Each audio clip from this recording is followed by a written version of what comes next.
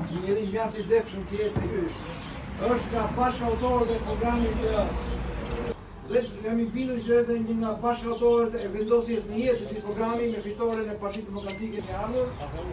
Është një program të shkëlqyer, por që padyshim Gjoka do t'ju shpjegoj, por kaq të rëndësishme për ekonominë shqiptare dhe për gjendjen e zhvillimit të vendit, kush e cila, sektori cila ka vuajtur duke u braktisur, duke munguar subvencionet, duke munguar mbështetja, vendimet tuaja, propozimet tuaja, kërkesat tuaja për implementimin e programit Gjokës së juaj.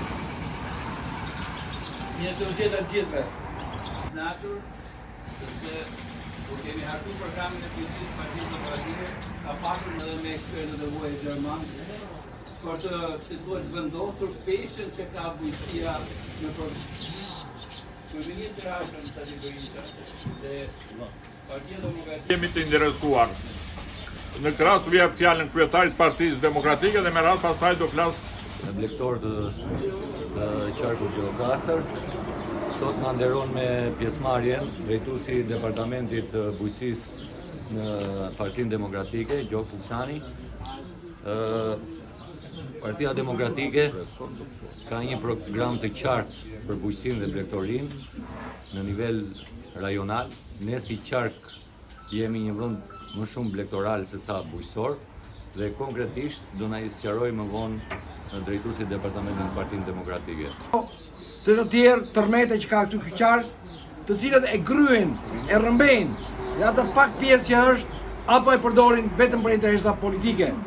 Unë nuk do të zjatem, do t'ja fjalën Gjokës, pastaj do vazhdojmë, kemi Bajramin, që është kandidat për qarkun tonë, këtu midis.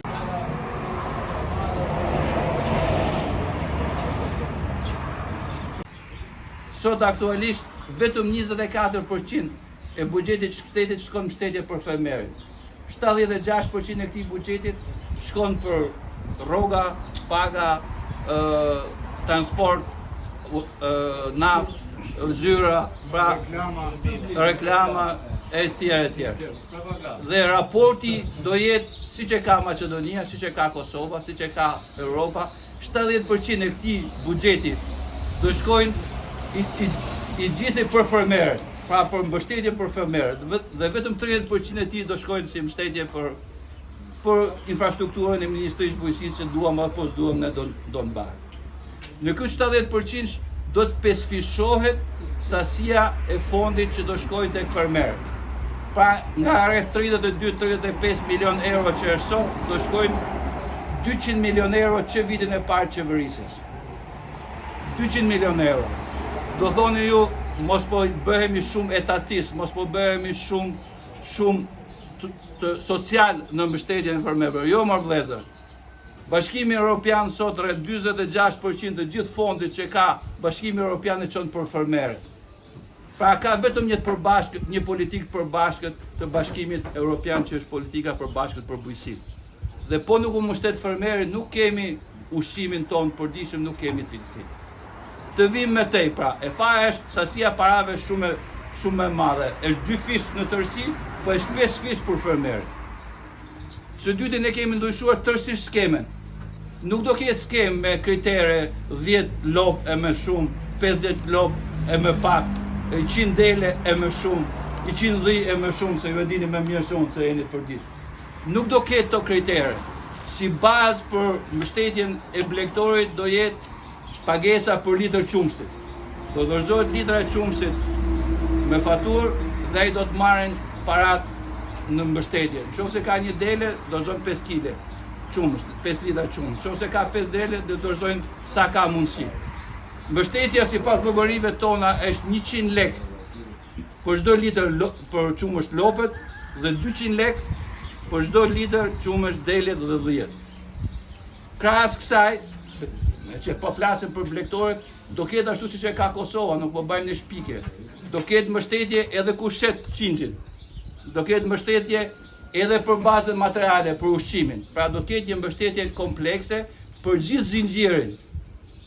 Edhe kur dorëzon qinxhin apo kecin në thërtore, do ketë mbështetje. Pra do jetë një mbështetje totale në çdo aspekt. Për misën, se kjo është zonë që prodhon misë dhe drita. është llogaritur që do ketë një mbështetje rreth 100 lek për kilogram. Është llogaritur rreth 5000 kilogram për hektar dhe 100 lek për çdo kilogram. Pra do kemi mbështetje që shkon, nuk keni pse marr kontrolli ju me ju kontrolluar, a e provove, a ke token, a ke letrat, a duhet firmosin gjithë familja bujqësore siç është sot. E ke vllain në Gjermani apo në Angli apo motrën apo çunin, edhe duhet firmosin se për ndryshe nuk ka nevojë të firmosin. Dorëzon çmimin, dorëzon prodhimin dhe merr lek në mënyrë automatike sepse sistemi i faturës tatimore është automatike. Pra kjo është qasja që është krejt një qasje revolucionare nëse mund ta quajmë, megjithëse fjala nuk është shumë aktuale. Së dyti, ne kemi një qasje në sistemin tatimor. Do të barazohet të vëshëja në shitje dhe në blerje. Do thoni ju, disa që nuk e kuptojnë që e kanë vështirë, është shumë e rëndësishme. Sot grumbulluesi i qumshtit, i dritrave, i perimeve nuk është interesuar që ta marrë atë produktin bujqësor në Gjirokastër, në Tepelen apo në Libohov bujqëson. Sepse nuk i rimbursohet 20% të vëshës mrapsht. Është më interesuar ta marrin qumshtin në Serbi sepse sapo ta marrin ta blejnë qumshtin me njëherë rimbursohet të vëshëja. Dhe ne do ta barazojmë në mënyrë të tillë që mos kemi, si thua, mos kemi humbje. Nuk e kemi hallën të grosistin e të grumbulluesit, e kemi hallën të ju, që ai të jetë interesuar, grumbulluesi të jetë interesuar që të marrin qumshtin dhe produktet nga fermeri. Tjetër, ju keni një problem shumë madh me tregjet. Ne kemi një pikë të programit ton që në momente kur ka fatkeqësi natyrore, kur ka probleme të breshit apo të fatkeqësive tjera, ne do sigurojmë prodhimin bujqësor. Vitet e para ne do paguajmë 100% primin e sigurimit. Pra, nëse ban rreth 120.000 lek në vit, mos qofsh gabim, është primi i sigurimit, ne do ta paguajmë. Dhe nëse ndodhi fatkeqësi natyrore, një përmbytje, siç ndodh shpesh në Shkodër apo në Fier apo në Vlorë, është kompania shqiptare me një kompani të huaj që e merr përsipër që do paguajnë gjithë dëmin. Në momente kur ka mbi prodhim, me që kemi edhe tash e kishim në Berat, në Lushnjë dhe në Fier, do ndërhyjë shteti në mënyrë të tillë që grumbulluesi mos të veprojnë duke blerë domate me 600 lek në Berat dhe duke shitur me 1.800 lek në Tiranë, pra 3 herë më shumë. Do të veprojnë duke vendosur një çmim i cili është i arsyeshëm për fitimin, por mos digjet fermeri. Kemi një qasje shumë të fort, nëse mund ta quaj kështu, për sa i përket kreditimit në bujqësi. Ne nuk themi që do japim kredi falas. Ne themi që do mbështesim normën e interesit. Dhe nëse mani mend, Partia Demokratike në qeverisjen e parë ka pasur një program shumë të mirë. Pra ti merr një kredi dhe ne mbështesim deri në 80% të normës së interesit. Pra nëse do të bësh një investim, nëse do të bësh një ndërhyrje, ne do mbështesim normën e interesit. Për rinin, ato që hynë se kemi një problem shumë madh, kush është fermer dhe blektor e din, rinia nuk po vjen për punuar në fshat, nuk po vjen për punuar në bujqësi. Dhe ne kemi një qasje të tillë që ai çun i ri që vjen, që është poshtë 35 vjeç, ne do ta mbështesim me kredi me 50 milion lek kredi pa interes. Do thoni ju ku se s'jep banka. Ne do ngrejmë, si thua, një fond investime që do të jetë i qeverisë shqiptare me fondet e qeverisë shqiptare, e cila do të shërbejë si një bankë, siç ka qenë dikur banka bujqësore, banka e zhvillimit ose fondi i zhvillimit do quhet, në mënyrë të tillë që të kemi një mbështetje për fermerët.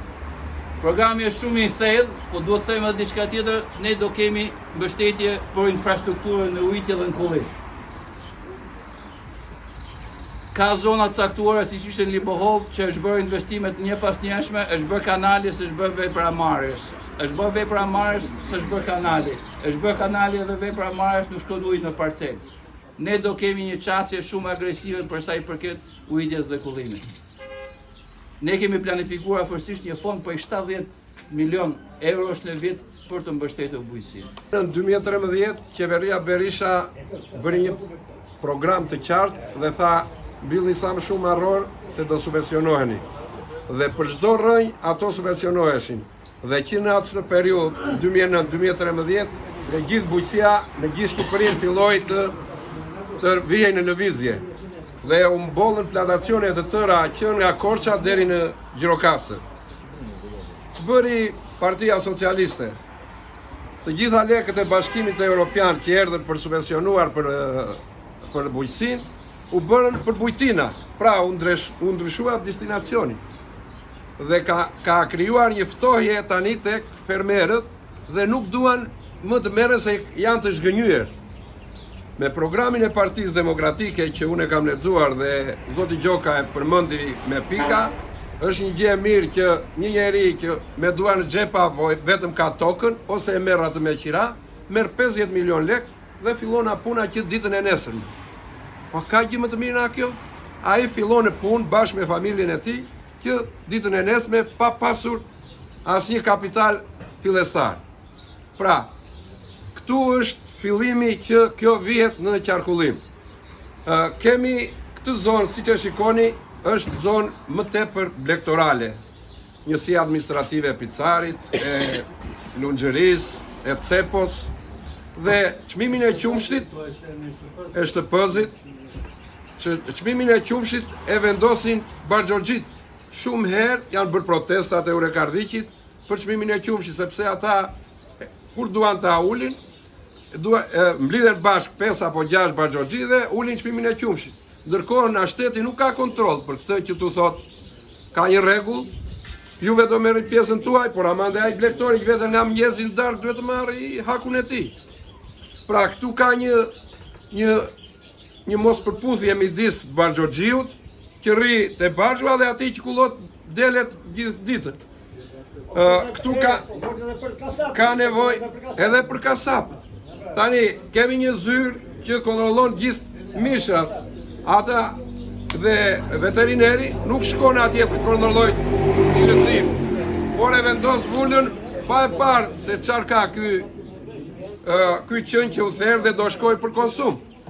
Në fshatin Asim Zenel me një lop janë helmuar dhe kanë vajtur me plasje në spital 15 veta para 3 muajsh.